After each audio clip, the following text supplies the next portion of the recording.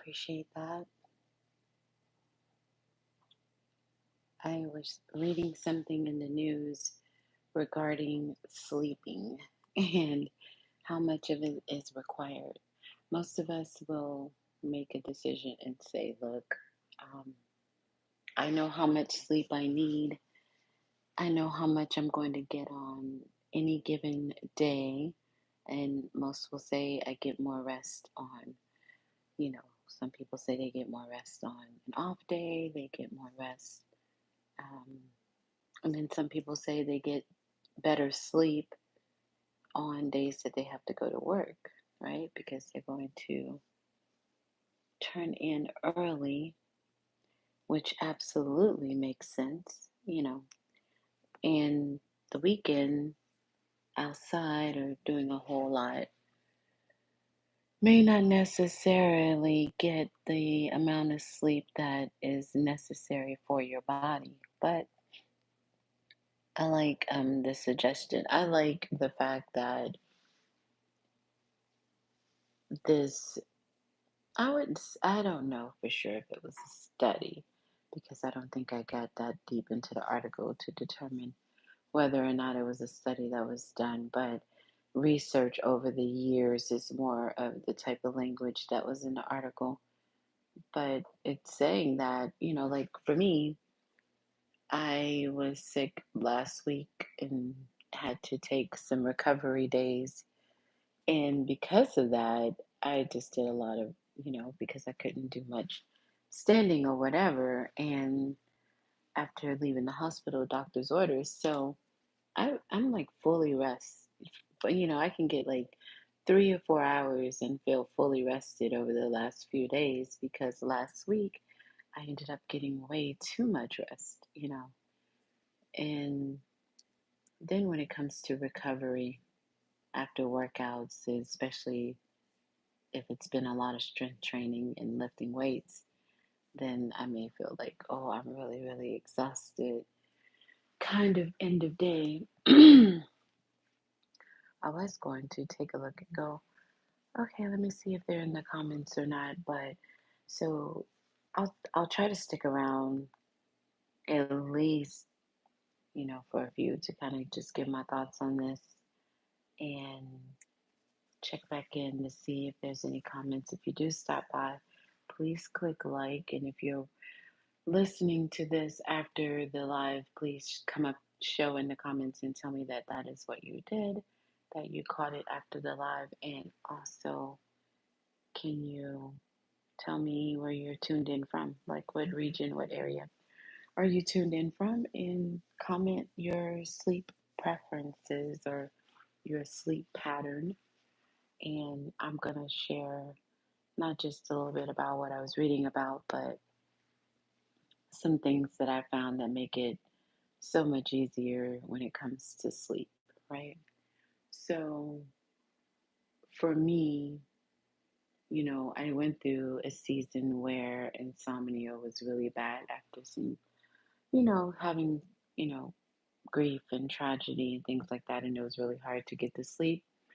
And then I sort of found my way back to, this is the time that I go to bed. This is the time that I need to get to sleep. And this is the things that I have to do to make sure that I get proper rest. But in more recent months, and that was talking 20 years ago, and I was struggling with that. But in more recent months, it's been making sure that I've had a full day. So, anything less than 4,000 steps, and there's hasn't been enough movement in a person's day. So, the goal is right now, I make it a habit to say 7 to 10,000 steps has to happen 3 times a week, and 4,000 or more on days when, for whatever reason can't get in those steps, then 4,000 or more has to happen. Less than that, that's the day of being at the hospital and not able to get up.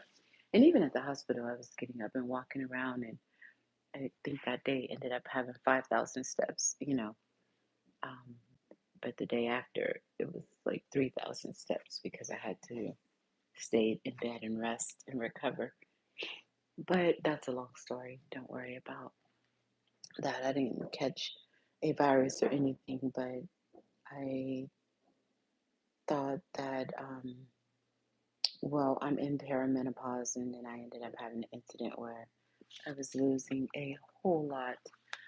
Um, and I had not had a menstrual for 9 months, and it just kind of came out of nowhere with a bunch of cramps and really bad. So they ran me to the hospital. Doctor had called ahead and had me come in and had to have a lot of tests done and things like that, which drained me.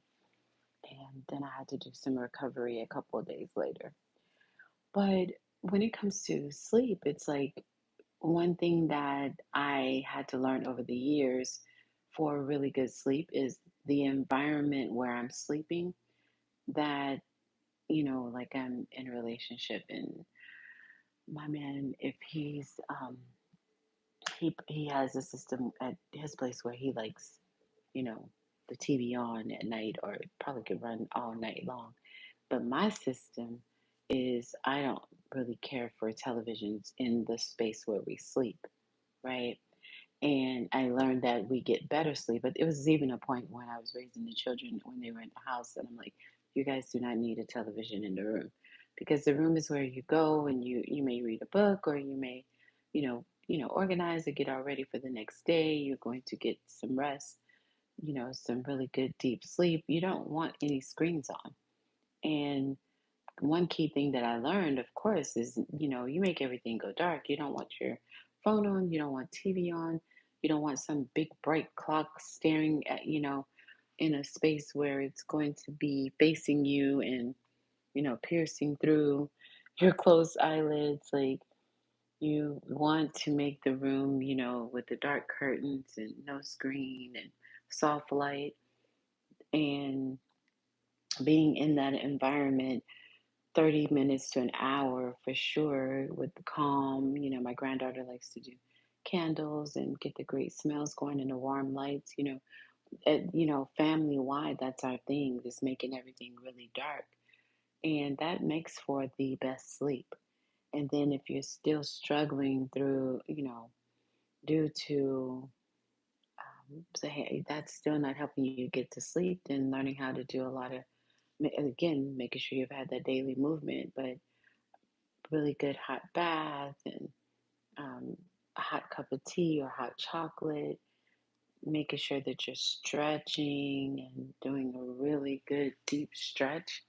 That's one of the things that really will help and will improve this you getting to sleep on time, and then getting the necessary rest that your body needs. And that's when this article came into play, where the news was saying in this article that I read on Apple today about 8 hours of sleep is not even really the requirement. It's getting the adequate amount of sleep and saying, I feel rested and I'm not tired the next day, and I feel like I was able to get enough sleep. And it is those things that will help you, kind of get this pattern of understanding, hey, I may not need 8 hours. There are some people that feel fully rested, wake up fully energized the next day, and at the same time and ready to get their morning routine going and not feeling any lack. And they may have only had 2 or 3 hours of sleep, 4 hours of sleep, 6 hours of sleep. Some people require 12 hours of sleep. Like, it's really about knowing your body. And it mentioned in the article about, like how you wake up, something that I picked up on a couple of years ago. I think I was watching some Oprah talk or whatever, and the person they were talking about with Oprah, and they were talking about loud alarms, like that's so unnecessary, and how Oprah said our biological, just your body will tell you, especially when you have a routine going, like it's time to get up, and not waking up to that loud alarm is just it just kind of jars you and may put you in a bad mood. I notice that a lot of people are not morning people, and I'm a morning person in a sense where I'm up and ready and talking the news and cup of coffee and get going, and I have all my mood in check, at the start of the day. And a lot of people don't want to talk or, have a conversation. And by the time they do, at the midday point, I'm more like, yeah, I'm good. I don't need that conversation, you know, at 2 or 3 because I've had a lot of it at the start of the morning, right? So I just feel like, thank you for stopping by. And when you stop by, please click like and make sure that you subscribe. Also, if you're catching this live after, I'm your host, D Shields. If you're catching this live conversation after, can you please subscribe to the channel, turn on the notification? Never know what the next great talk is going to be about. And can you put in the comments your sleep pattern and how, what your choices are and what your tips are for people if they're struggling to get to sleep and to get adequate sleep? And then share your, where, what region, where are you listening in from? So, but so the dark space and the quiet and no electronics and no televisions in those spaces and making it a sacred space, is just really making it a warm sacred space that helps with getting to sleep and getting adequate sleep, and may or may not, like I said, be 8 hours, and maybe 4 hours, 6 hours, 5 hours. It all depends. Each person is different, and I like that we are moving into those conversations when it comes to sleep. And another thing that helped is a tip that I caught from a person, the doctor that's on YouTube, and he talked about magnesium at one point. So I did my research, and probably about 90 days or so, I've been making it a habit of including that into the sleep routine. So magnesium in the evening is an excellent way, an hour or two before going to bed, is and it's make sure you get the right type of magnesium. So Dr. Eric Berg on his channel to kind of get the right information on that. But when I did purchase that, somewhere in between 60 90 days ago, when I did purchase that, added that into the routine, it really helps because it takes away, from the aches and pains. And, I'm on this weight loss journey and the strength training journey and lifting weights and things like that. And that is really excellent recovery. But keeping in mind that magnesium and vitamin D are like two that need to work really well, no deficiency of either in the body for to get that real experience. So my vitamin D in the morning, zinc in the morning, um, B12, the thiamine, the niacin, all that, the B12 complex in the morning for that energy to get going, protein, throughout the day, getting an adequate amount of protein. At some points, I do really, really well with protein. Some point, sometimes within the months, I'm like, okay, I could do better. Some days, I'm like, oh, that's really good amount. I like when I see the 130s to 150s kind of protein days, and then there's some days when I see lower than that, and I know I could do better, and I could feel the difference.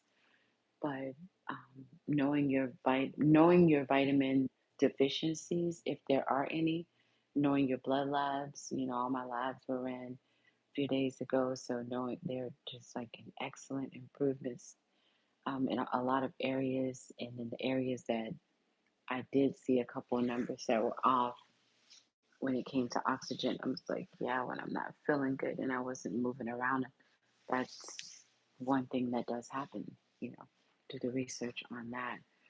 And it wasn't that off. I think it's like one or two numbers off the scale in the blood lab, but just like a nice bill of health. And that's an improvement from where I was a year ago today. Major improvement. So I was really happy to see that. But it's prioritizing sleep, you know.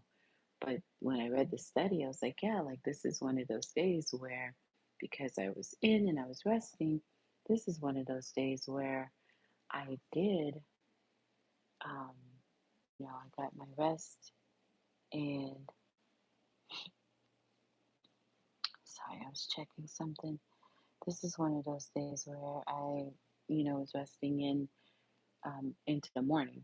So I'm energized, especially when I have like my energetic vitamins, and I just ran through the vitamins that I take. And once I've had that whole scale, then and then had my workout, made sure that I got my workout in and all that. Everything was in excellent order with all the things checked off on my list today. So my workout, everything. So then this is the day that I ended up with a lot of energy, and you know it's well after midnight, and I'm still up. But again, I I know now, like I agreed with the article because I know the amount of sleep that I need. And I know if I'm tired, I'm tired. And when I'm not tired, get up. Like if you know that you're not tired, you're better off for your body getting up and moving around, walking around and doing some movement than to just lay there. But I read that article on Apple News today. So if you want to check it out, then definitely go and check it out. But it was like something that I've kind of just on this conversation of sleep, I've kind of been guessing and agreeing with that viewpoint for a while. That do we all really need 8 hours of sleep? I think of first responders and the medical field, and individuals that work, 4 days of 12-hour shifts, and then actually, I think they work a little longer than that, right? A lot of first responders and medical probably do longer than 12, right? So they do like 4 or 5 days on, and then the other, maybe have 2 days off, or they may do 4 days on and 3 days off. And they may require like a whole day of sleep depending on what they're dealing with, right? So everybody knows their body. And if you're tired, you're tired. Make sure that you prioritize that and get your rest. And if you're not tired and you're feeling restless, then get up and walk. If you're feeling cranky and anxious, then get up and walk. Movement. Um, but how you sleep and where you sleep, can make or break what happens to your body, and just a host of other things that you have to do the research on. Do your research on um, stress, and how that can get in the way of your sleep and getting adequate sleep, because someone could lay down and be fully stressed out and going through, be overweight, health issues could be going on, maybe not diagnosed, or maybe you are diagnosed, and you could have all these things going on, and you could get all the sleep in the world and still would not be, your body may not feel that it's enough, right?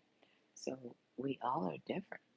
And I like that we're going in the direction of there's not a one way, one size fits all when it comes to sleep. There's not a one size fit all when it comes to medicine. There's not a one size fit all when it comes to losing weight. Like we could all have different things, because some people say, marching in place and walking, you can't target weight loss, or things like that. But sometimes that little bit of movement, um, that doing that same exercise gets results for people, you know.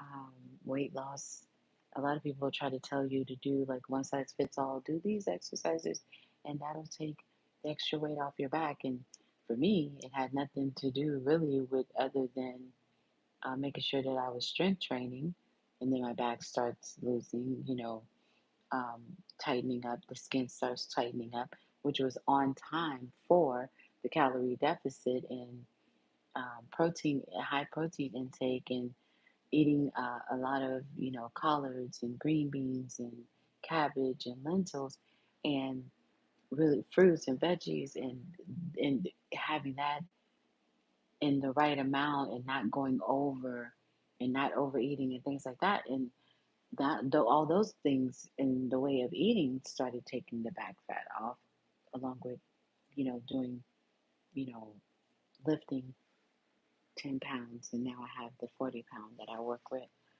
2 or 3 times a week. I work on lifting 40 pounds and marching in this calisthenics, also in stretching, and that was able to help me with taking the inches off the back. So we're just like all different when it comes to that.